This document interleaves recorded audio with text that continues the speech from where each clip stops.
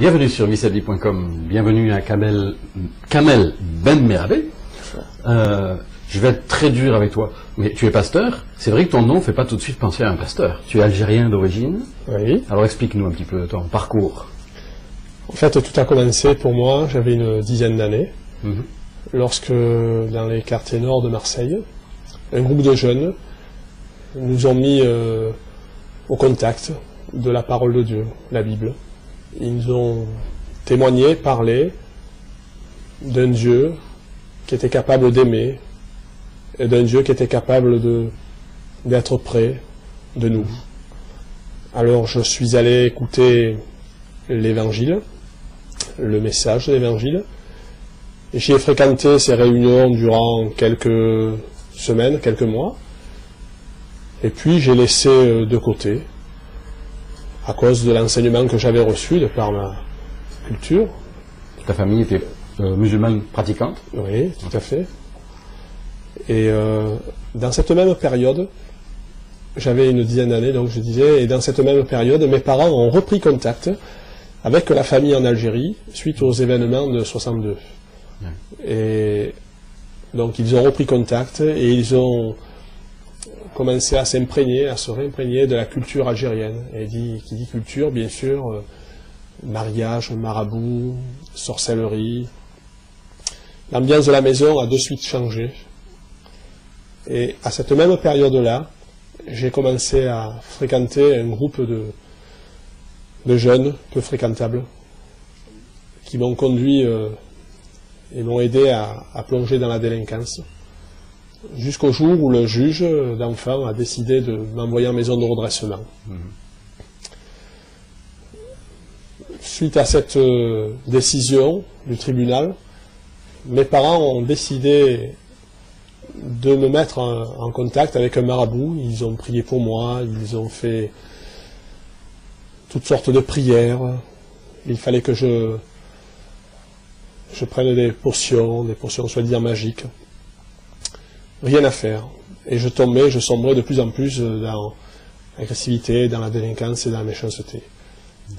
Jusqu'à l'âge de 17 ans, j'ai fréquenté la maison de redressement.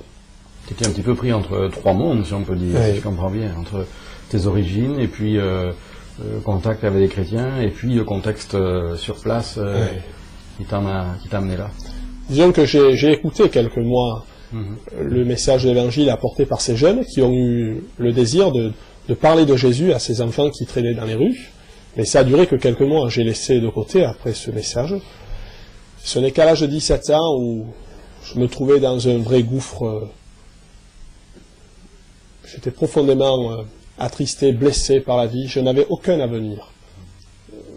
La vie n'avait plus aucun sens et plus aucun but pour moi. Et à cette même période, un jeune homme m'a parlé de Jésus. Et il m'a dit que la religion n'avait rien pu faire pour moi, mais Jésus, lui, pouvait faire quelque chose pour moi.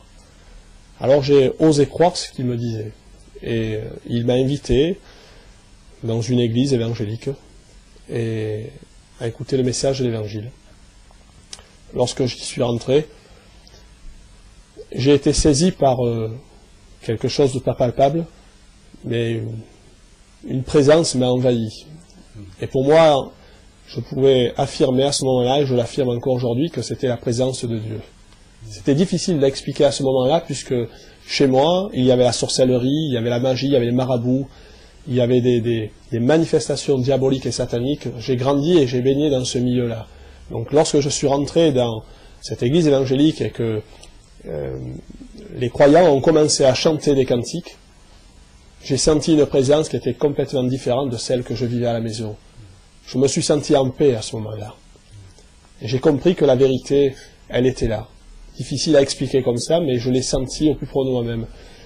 Et mes parents ne m'ont pas interdit, je n'étais pas encore majeur à cette époque-là, mais mes parents ne m'ont pas interdit à y aller, à y fréquenter les réunions, puisque ils se sont dit, il n'y a aucun problème, aucun danger. Si l'islam n'a rien pu faire pour moi, si les marabouts n'ont rien pu faire pour moi, et si la sorcellerie n'a pas pu me sortir d'affaires, c'est pas le Jésus que j'entendais prêcher dans cette église qui pouvait faire quelque chose pour moi. J'ai réalisé à un moment donné que Jésus n'était pas simplement le sauveur de l'humanité, mais qu'il voulait et il pouvait devenir mon sauveur. À force d'écouter le message de l'Évangile, j'ai compris cela. Mon cœur s'est ouvert. J'ai senti ce Dieu d'amour remplir mon être. Il a chassé toute l'amertume, il a chassé toutes ces angoisses qui m'envahissaient jour après jour. Il a changé toutes ces choses-là et il a mis sa paix en moi. Et je lui ai donné mon cœur, je lui ai donné ma vie. Je l'ai accepté comme mon sauveur personnel. Je l'ai accepté comme mon Dieu. Ce qui me frappe dans ton témoignage, c'est que c'est pas tellement une question de débat d'idées ou d'opinions religieuses entre islam et christianisme. Tu parles de la découverte si je comprends bien, d'une relation vivante avec un Jésus vivant. Tout à fait. Change la vie. L'islam, c'est un enseignement.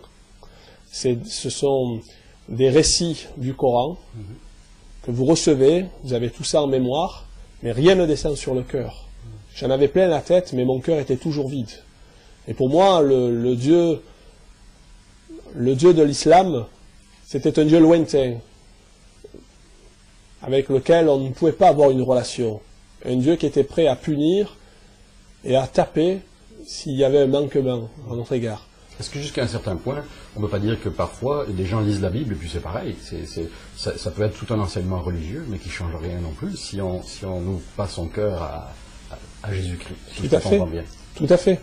La différence, c'est que le Coran ne nous invite pas à donner notre cœur à Dieu. La Bible, elle déclare que si nous nous retrouvons, si nous nous trouvons dans la détresse ou dans l'angoisse, nous pouvons l'invoquer.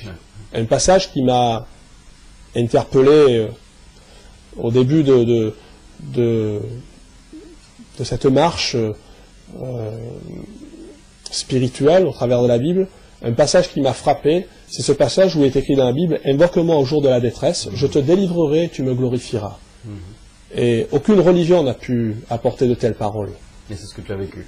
Et c'est ce que j'ai vécu. J'ai crié à Dieu, j'ai dit si tu existes, si vraiment tu es le seul sauveur, le vrai Dieu, alors il faut que tu fasses quelque chose pour moi. De là à devenir pasteur, quand même. De là à devenir pasteur, j'ai pas décidé de devenir pasteur.